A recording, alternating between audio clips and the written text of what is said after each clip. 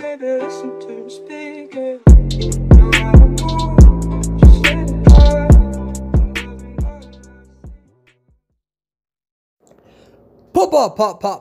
Persuadable. You know, the other day I was driving and my GPS told me to turn around, and it was very difficult to drive. Get it? To turn around, and then I wasn't facing the driver's steering wheel. I wasn't looking at, I don't know, you know.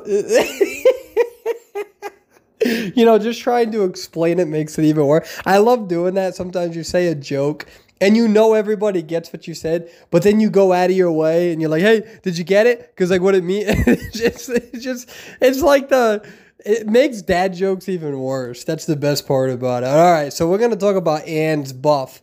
And we're not going to talk about, I'm too lazy. I'm just going to have a whole bunch of gameplay footage and I'm going to talk over it.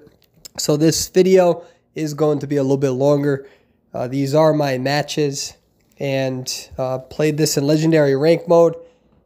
Realized I made a lot of mistakes, things that I could do better. Like understanding how to play Anne. I really think she's much more scary than before her buff. All right, so she was buffed. What's nice about her buff is that when you throw your cats out, right, and you split them, you have the ability to take away a survivor's ability for 10 seconds. Now, I know that's not that good, because if I cat somebody, I either can take their ability away from them, which absorbs the cats away, or I have to not do that and I just jump on them the traditional way and I stun them. Now, here's the thing about Anne's buff, which makes her really nice to use.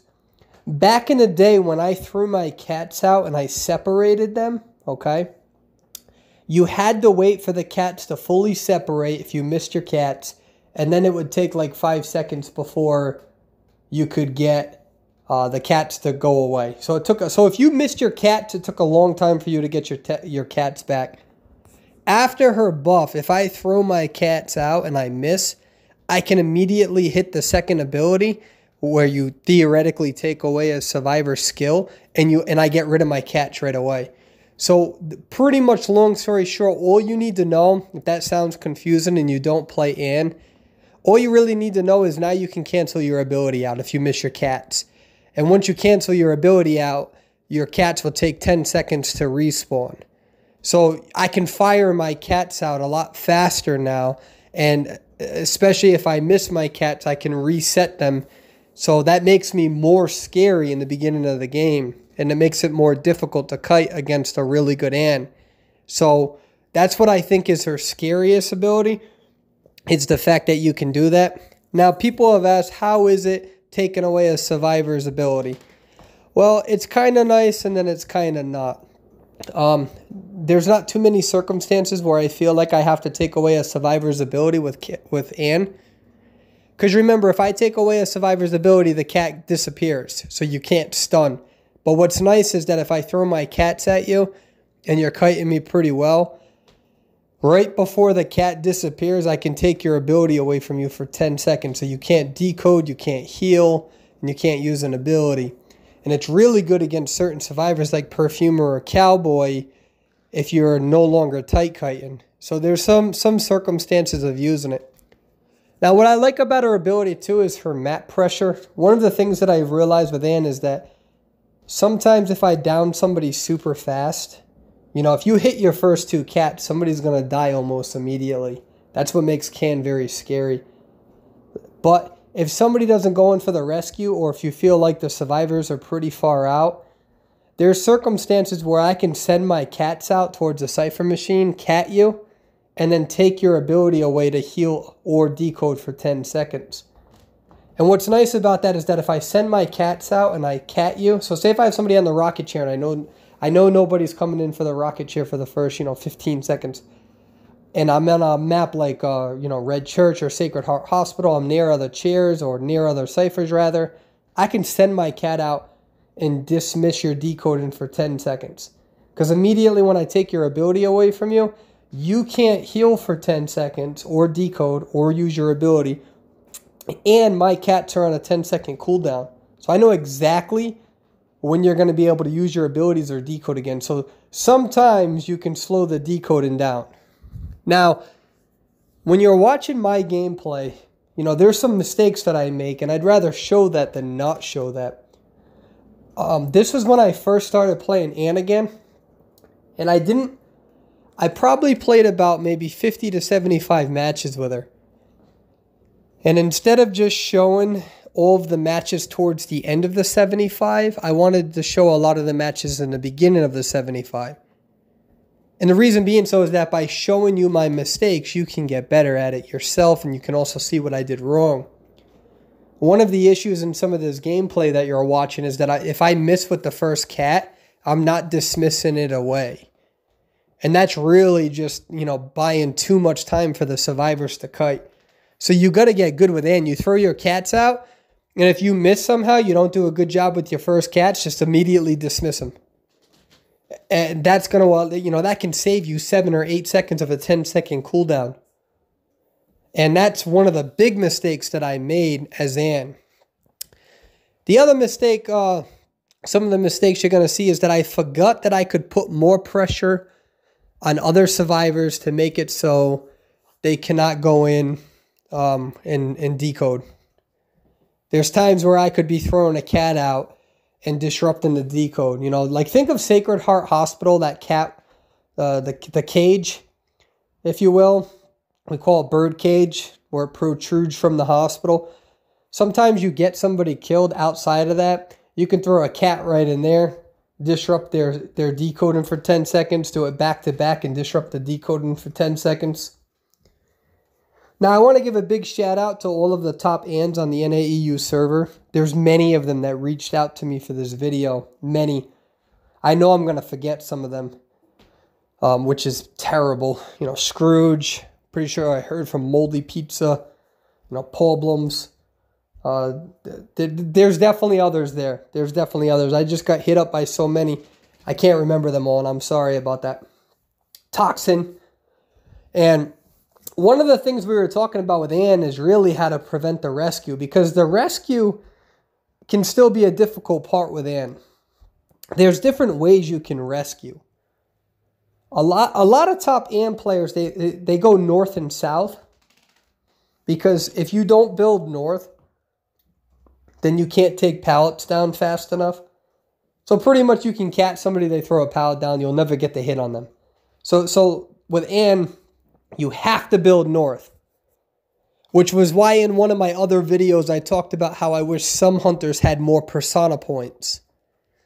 Because it really sucks when you absolutely have to build persona just to make your skill work. It's one thing if you need persona in order to activate your skill. Think of Hell Ember back in the day with, insolence.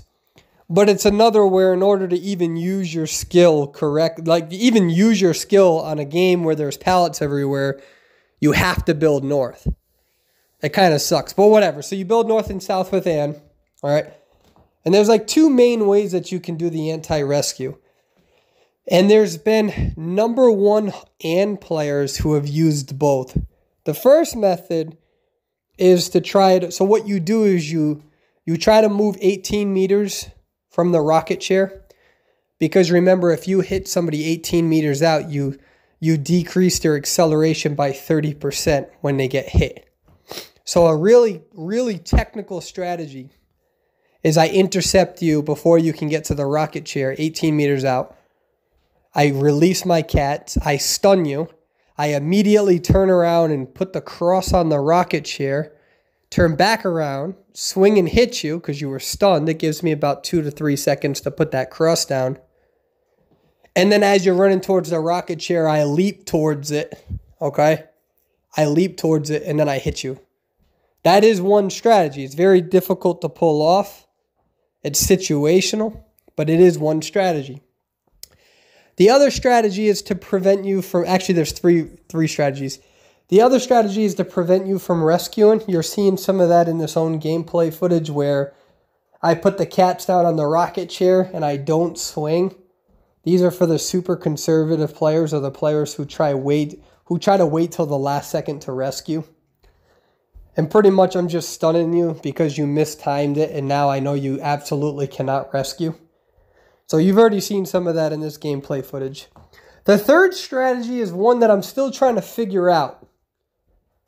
And what it is that you put both of the cats on the rocket chair, and then you swing near the rocket chair while still staying in the purple, the radius of the cats. And when you swing and hit them, when they go to get the rescue on the rocket chair, if they absorb both cats, it gives you enough time, because their stun is increased, to turn around and hit them for a second time. I'll see if I have gameplay footage of it. But if you swing and they only absorb one cat after, you won't have enough time to prevent the rescue, and they'll still get the rescue. I'll have footage of that up later, and I'm still trying to figure out how that works. So this is about 30 minutes or so, 35 minutes of footage of different strategies. And probably starting next match, I'm going to start commentating exactly what's happening for each match. But I think Anne is we just saw her in the finals, round 4. She ends up, I think in the finals, they end up 3-manning her, right? But the thing with her is, in all due respect to that hunter, there were some mistakes that were made. There were some mistakes that were made, and it would make sense because that hunter is not like an Anne main. So they play professional league, and mostly they're practicing with the same 3 hunters. So you whip out a 4th hunter you're kind of good with, and you're going to have some rust. What's interesting about Anne is how dangerous she can be, though, if used correctly. She is a very strong tie hunter. A very strong tie hunter. Especially against a slow decoding team. She can be very scary because it can be very hard to counter her. Now, Gravekeeper counters her very well. If he digs, you pretty much can't do anything about it. So he's like a super hardcore counter. Prospector is also a counter to Anne. So if you throw your magnet down and I use a cat and I take your ability away from you and you stay around your magnet, you can still stun me. Which I don't really get why. Because his ability is a two-way system. You have to throw the magnet down and then you have to use your own attraction polarity. I feel like if you throw a magnet down and then I take your ability away from you as a character, you should no longer be able to use that ability. But I digress. So Prospector is a good counter against Anne. But Anne counters a lot of survivors, man. They really do. A good Anne can counter a cowboy. It could be a little difficult depending on the situation. Takes a lot of discipline. There's plenty of times where she, in my opinion, is one of the best anti-harassers next to Sculptor and Bonbon, because she can really just shut you down. If you throw your cats out and you put it on you, literally a forward cannot stun you. And I know that there's high-tier forward strategies. I get that, but Anne can have good strategies. And if you're going against a good cowboy or a good forward who's doing nothing but harassing you, so normally what you do is you throw the cat out and you try to stun them real quick. You hit them once and then you use your cross on the person who's down. So if you're going against like a forward, they can't stun you. But if you're in an area where a character is in a very strong chitin area, like the harasser, you can just take their ability away. Like there's so many times I just take people's abilities away. And they can't do anything about it. And there's implications with tarot mode too.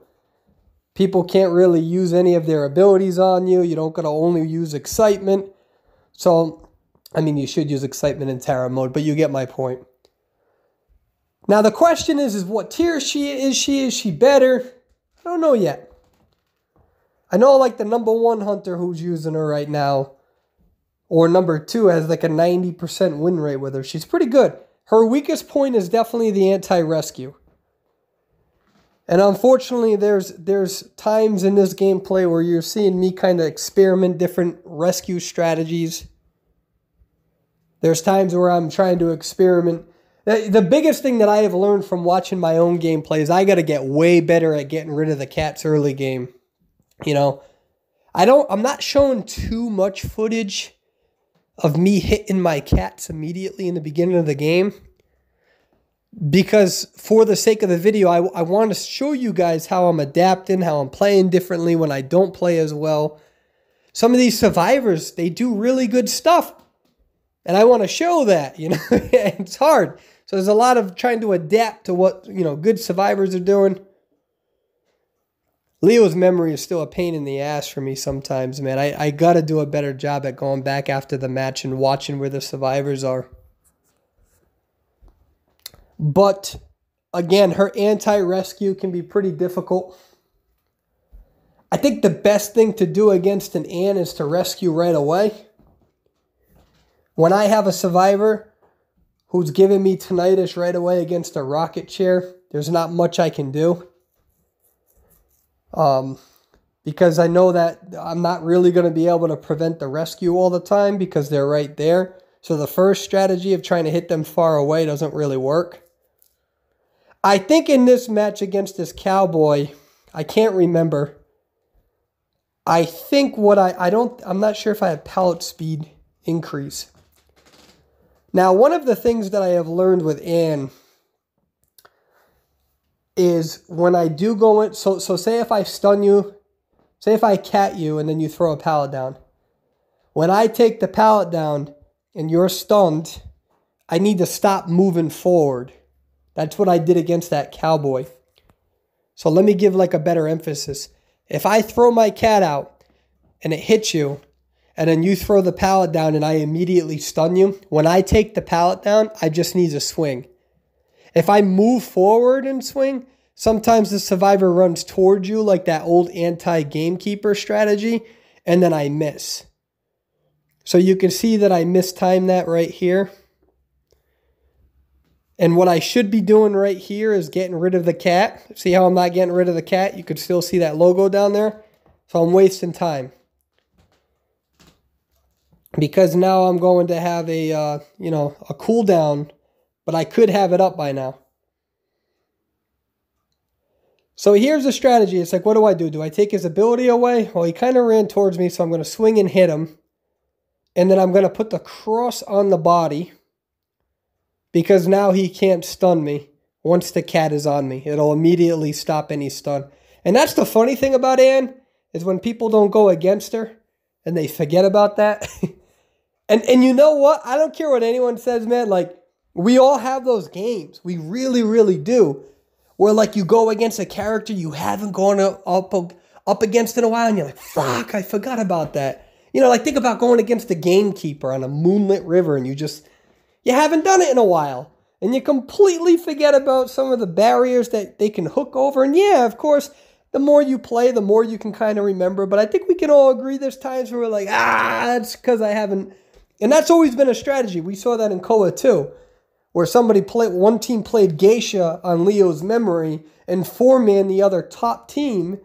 It was a top team that they four-man because they were probably, a little rusty against Geisha. They didn't see him too much in the tournament. They don't practice too much against her. And that can work in your favor sometimes, playing these non-meta hunters. But the other issue that I did in this game was really not timing that rescue correctly. I allowed that forward way too easy of a time getting that rescue on that cowboy. And so that's the biggest thing when you're playing Ann, is constantly practicing. The more you play her, the better you will get at that game sense. Like sometimes there's different strategies to use against her. We already talked about that. But even releasing the cats takes time. Because sometimes if you really don't feel like trying to get a hit 18 meters out, some people will throw their cats down like almost immediately, even with no tinnitus, and really send those cats super far away and then bring them back, because by the time it happens, sometimes that rocket chair is almost done. At least halfway. There's like a certain strategy to it. So some will immediately like send their cats out and then immediately cut them in half so they're super close to the rocket chair. And then other times when tinnitus happens, they'll throw the cats out a little bit further and try to time. There's just so much to do with timing with this character. And so many different ways to try to prevent the rescue. And that rescue is really difficult. Very, very difficult. So the question is, okay, so for Anne, do I think she's tournament worthy? Kinda. And I'll tell you why. A very good Anne player can shut down a lot of survivors. And a really good Anne player, you're not going to do better than a tie against her. So sometimes, depending on how the tournament is going, she's a great tie hunter. Like very good tie hunter, very secure tie hunter too. And especially if you can play her in round 4 when you have, 3 or 4 bans, she's dangerous. She's very dangerous. But if you're behind and you need a 3-person or a 4-person, I don't know. She really depends on team comp as well. She can, like I said, she can counter forward. She can counter Cowboy, but Cowboy can transition kite her too. So you got to remember that. Cowboy can try to transition kite every time you throw a cat down. So if I go against a Cowboy, I got to make sure that I'm not throwing those cats down too fast. The other problem too, when I'm playing Anne, is I got to make sure that I don't throw cats in between a wall, because you don't know if that person is juking towards the wall, and because you have no vision of them, it's really easy to juke. I would say, I would say she's better after this buff for sure. The fact now that she has 2 jumps, before she didn't used to have 2 jumps, now she has 2 jumps. I don't think the cat goes as far, but that might be a good thing. For some reasons, because if you forget to get rid of it, then it doesn't go to travel as far, but I don't know how true that is. I can't remember. And I like the fact that the jumps are like a little reticle that charges up. But the question is, will this increase her tier? This adjustment definitely benefits her. You can cancel the cats out. You can spam your cats more now. You can take abilities away. Sometimes, in some circumstances, you can disrupt the decoding and slow decoding down. When you're on the last cipher, you can cat somebody and take their decoding away from them for 10 seconds. There's nothing funnier than when somebody is camping that last cipher machine and they're waiting for you to swing and hit them, and you cat them and take away their decoding and you swing at them, and then they charge the cipher to finish off the decoding, and they can't finish off the decoding because you took it away from them for 10 seconds. So there's some interest in play with her. But at the end of the day, she is still relatively easy to rescue against. And there's a reason why. Here's my argument. Although she has all these strategies to try to prevent the rescue, the reason being so is that people got so used to saving against characters like Feaster and Bonbon and Sculptor that I genuinely think it elevated the rescue and mind games that survivors now play. This has been an issue since the mechanic nerf. Ever since the mechanic nerf, people struggled with rescues, and it elevated people's ability to start playing mind games because people couldn't rely on mechanic anymore. I genuinely think people are better at rescuing against non-meta hunters because they have to learn how to be good rescuers against the meta hunters. So there's a lot more mind games. There's a lot more people who have experience now with this. And so I think her anti-rescue is nothing to brag home about. But if you can pull it off, yeah, she's a very good character. I don't know where to put her yet, though. I don't know where to put her yet. You know, the devs did say that she was the #1 tie hunter. So no hunter tied more than her. And that kind of sucks sometimes for hunters because, you know, we know that when you tie, your win rate goes down. It's based on not tying. So there's that. She has very slow basic attacks. So without her cats, that tight chitin is still a problem. Very, very slow attack. It's harder for her to hit through the pallet only because her attack is so slow. Her basic attack. You know, it takes a lot longer for that basic attack to go through than what it does, like, let's say, Black Form Wu Chang, Photographer, etc. So she's really, really dependent on those cats. So it makes sense that they adjusted her ability to use cats more early game. Now let's focus on some of the gameplay here. I have somebody else down. Mercenary is down. We see the Seer. Now, I like when survivors do this. When they're trying to play conservative to buy as much time as possible. Now watch this. This is the part I talked about. He absorbs both cats. And it gives me enough time to follow up with the swing. I'm going to probably put that in. I'm probably going to try to tag that or whatever at 25 minutes in. All right. That's that strategy I was talking about. If you can time that perfectly, if I swing and then you absorb both cats in, I have enough time, as long as I have 1 point in attack recovery, to follow up with the hit. That's that third strategy I was talking about. And it requires a lot of discipline. But the thing is, again, these survivors who wait until the last second, let me put it this way. The longer you wait to rescue against me, the more power you're giving me against the anti-rescue as an AND player. And a really great AND player will master all 3 anti-rescue strategies so they have a toolbox to use.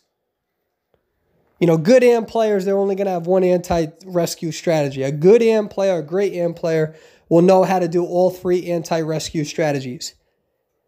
And the longer you wait to rescue, although it benefits your team if you pull the rescue off, the more tools you're allowing the AND to stuff you. I genuinely believe that if you want to go decent against an AND, you don't want to rescue too quick, but you also don't want to rescue too fast. I'm sorry, too slow. Because remember, the slower you wait, the more tools I have in my toolbox. Now, even if you're a good rescuer and you're waiting until the last second because you know you're a good rescuer, you gotta not underestimate how great that AND is. Now, if the AND prematurely uses her cats too quickly and you wait it out and then she doesn't have any cats and you have 10 seconds, then yeah, you can go in for a rescue because she has such slow attack, which means it's harder for her to terror shock you. Excuse me. Because her basic attack is really slow, it's hard to get a terror shock with an AND. Against the best rescuers, they're not going to get terror shocked against an AND. So really, as a rescuer, it's going to depend on what you're trying to do. You know, and remember that when the cats disappear, especially if she cancels that, you got 10 seconds. You got 10 seconds of unfiltered access. There were some questions about a future buff whether people think that if you can use your cat, somebody can't go in for a rescue for 10 seconds like a Wu Chang, but I think that would be kind of broken if you cancel their ability away. So, once again, I thank you all for watching this video so far. We probably still have one more match left, and we'll watch that match. And we'll talk about that match as it's going on. But I've played a lot of matches with her, have a lot of thoughts and ideas and feelings about her. So here we are. All right, so we are on Sacred Heart Hospital. We are navigating towards this area. Enchantress is trying to hide from me. However, I know the rotations very well, and that's not going to happen. Remember, as an AND player, you pretty much counter Enchantress. For the most part, you have a lot that you can do. Her stun really doesn't do much unless she has 3 stacks. If you're an Enchantress user, you're better off not even using your stun against me until you build 3 stacks. Not even a little bit, because your stun's not going to really do too much. It depends on the circumstance. So we're going to follow up. So this is gameplay of me showing what it's like when you do hit the first 2 cats. And really it shows how fast you can take somebody out if you just play correctly. Of course, there's transitions. You got to worry about, you know, forward, mercenary, gravekeeper. And I'm going to show you some of the stuff that I wish that I would do better. Honestly, I don't remember this match. I actually made this video like 2 weeks ago or whatever. No, not 2 weeks ago. Like probably about 5 days ago. So here's what I could do. I could send my cat and take away her decoding. But I just choose not to because Prisoner has her Cypher on. But I kind of wish that I did that. But I wasn't sure if Mercenary was going to go in for a rescue. So I shied away from the strategy. And I would have had enough time to get my cats back too. Okay. So let's see what I do with my cats here. So I'm spending, see that? I way too much time. I was way too slow with my cats. I didn't time it correctly. And I don't think that the Mercenary did anything tricky. I don't think there was any tricky movements. I just mistimed that awful. And now Enchantress is going to use those stuns just because they didn't rescue before half. But I probably could have prevented that Mercenary, you know, now that I'm looking back. And I promise you, it's kind of like a bonbon. The more you play and the better you'll get at that timing. And I genuinely mean that. You ask any of the top ants, really, as you get better and better, you can predict it. And you can predict that movement. So I hate this area as Ann, to be honest with you. I don't like this area too much. He kind of ran out in the open, so that gave me a shot to follow up with a hit. But this area can really just be a pain in the ass. There's a lot of ways that you can break line of sight, or even if I jump towards you, it's not going to do much. Now, you're going to see him try to avoid these cats. He's really going to go far out. That's what he tried to do. This is tier 5, tier 6. Remember that, you know, if I'm going against an ant, I'm going to try to avoid their cats too. And sometimes, unless you play ant, you don't really remember how thick that radius is. Thick boy.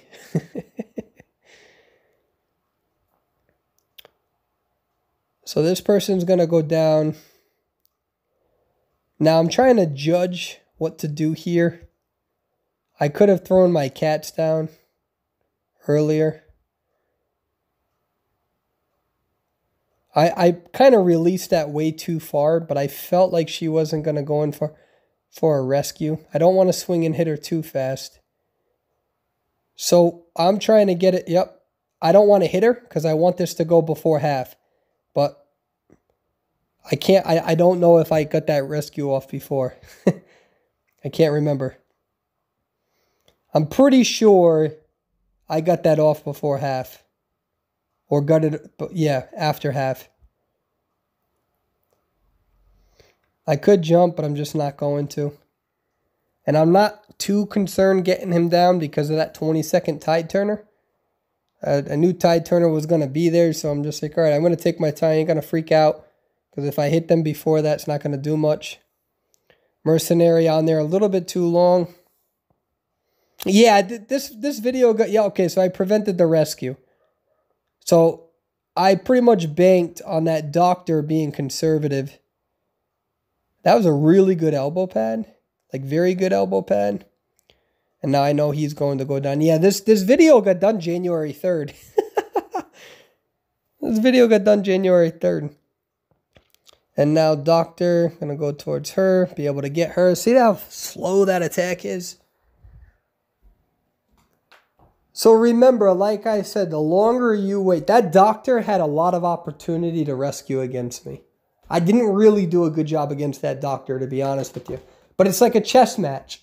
I just had a feeling like this player was going to wait too long to get the rescue. So I sent my cats out really far. Against a really good rescuer, like that has more good, like I don't know how to say that politely. A rescue that has really good game sense, you know, like a mercenary, etc. They would have seen how far I sent those cats out and immediately went in for the rescue. I would have been screwed. Kind of like what I did against the Enchantress. Think of what Mercenary did in the beginning of this match. And now look at what Doctor did and compare and contrast. So I got to get better at that because, yeah, for some of the survivors who take forever to rescue and stuff, yeah, we can stuff them pretty good. But against the other survivors that have good game sense and they know how your cats work, and you got to time it correctly. And it just takes a lot of time, a lot of effort, a lot of practice. And at the end of the day, it's still a pain in the ass sometimes to win with her, but she's way better. Anyways, thank you for the long, obnoxious video. I know I repeated myself quite a bit, but I wanted to be thorough with this video. You all have a beautiful day. Thank you so much for watching my footage. I'm going to see you very, very soon. Remember, submit your footage to me at persuadable@gmail.com. Bye-bye now.